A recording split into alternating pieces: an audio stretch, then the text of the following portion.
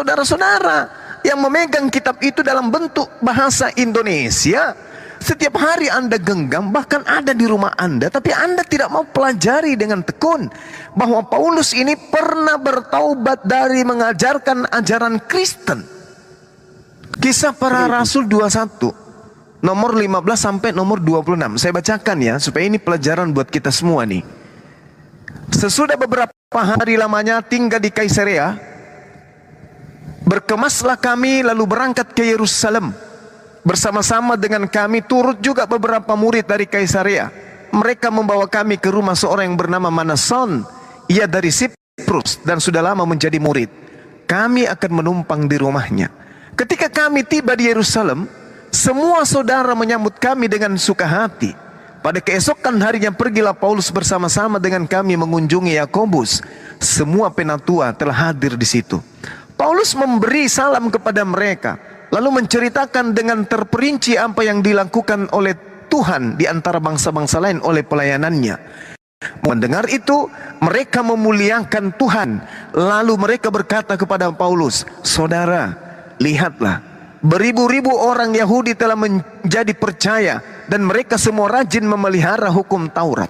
Tetapi mereka yang rajin memelihara Taurat ini, mereka mendengar tentang engkau, wahai Paulus, bahwa engkau mengajar semua orang Yahudi yang tinggal di antara bangsa-bangsa asing untuk melepaskan hukum Musa. Sebab engkau mengatakan supaya mereka jangan lagi menyunatkan anak-anaknya dan jangan lagi hidup menurut adat istiadat." Jadi adat istiadat ini adalah tradisi prosesi keagamaan turun-temurun dari Nabi Abraham alaihissalam. Jadi bagaimana sekarang, wahai Paulus? Ini kata penatua kepada Paulus. Bagaimana ini sekarang, Paulus? Tentu mereka akan mendengarkan bahwa engkau telah kembali ke Yerusalem ini. Sebab itu lakukanlah apa yang kami katakan ini. Nah, ini diamanatkan oleh penatua, orang-orang yang dipercayakan sebagai tokoh agama pada saat itu. Di antara kami ada 4 orang yang bernazar. Bawalah mereka bersama-sama dengan engkau, wahai Paulus. Lakukanlah pentahiran dirimu, pensucian dirimu bersama-sama dengan mereka, dan tanggunglah biaya mereka, sehingga mereka dapat mencukur rambutnya.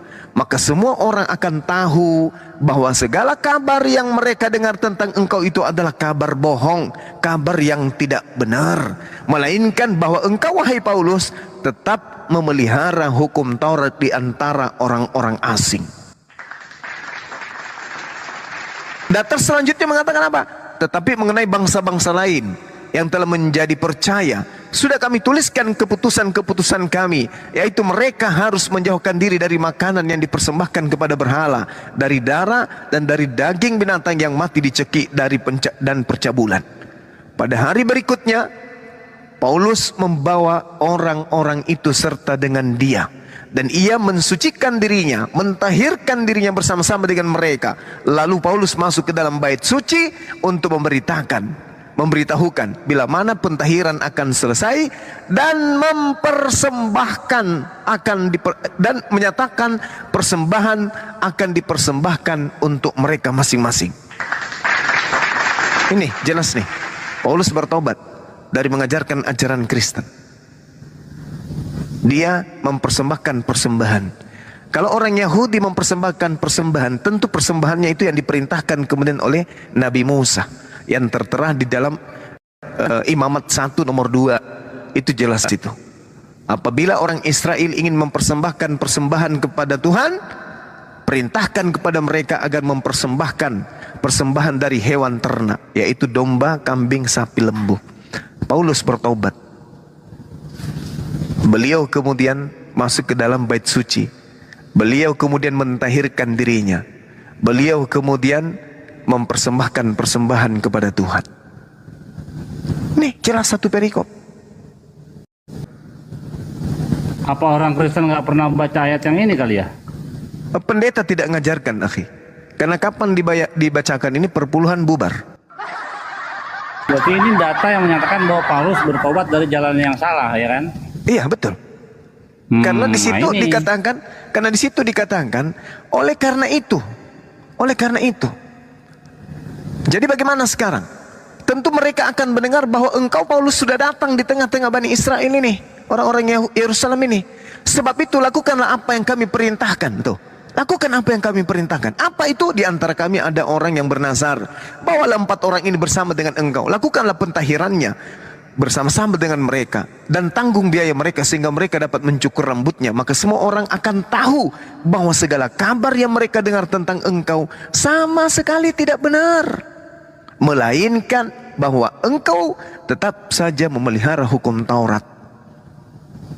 Nah, coba tuh, ini apa namanya kalau bukan bertobat dari mengajarkan agama Kristen?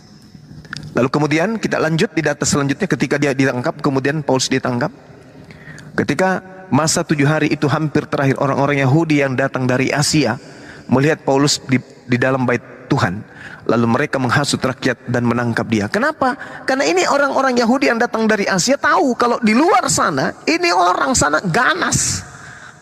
Orang ini sangat ganas memurtadkan orang-orang Yahudi. Sambil teriak, orang-orang Yahudi yang datang dari Asia ini mengatakan, hai orang-orang Israel, tolong. Inilah orang yang dimana-mana mengajar semua orang yang menentang bangsa kita dan menentang hukum Taurat dan menentang tempat ini. Dan sekarang ia membawa orang-orang Yunani pula ke bait suci dan menajiskan tempat suci ini. Ini. Jadi dia kedapatan mengajarkan ajaran yang di luar dari Taurat, di luar dari Yerusalem. Tapi dia sudah keburu tobat, pura-pura tobat dia. Pura-pura tobat. Nah, inilah artinya bahwasanya teman-teman Kristen ini jarang kemudian membaca Bible. Mereka hanya terperangkap dengan nyanyi-nyanyian di gereja.